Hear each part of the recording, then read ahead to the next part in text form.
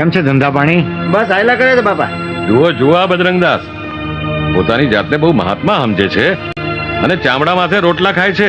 હા વાલા, અરે આ રોટલો ચામડામાં હોય કે હોનાની થાળીમાં હોય, શું ફેર પડે છે?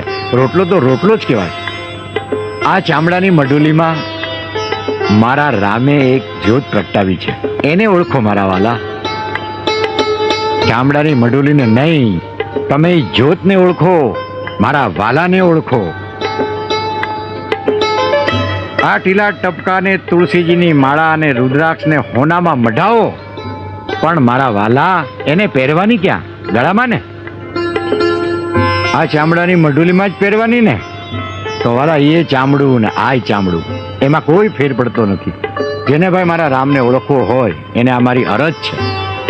બાકી હું નથી કહેતો કે તમને કે તમે હું ખાવ એમ તમે ખાઓ. વાલા આ મારી અરજ છે, હું ખાઉં છું.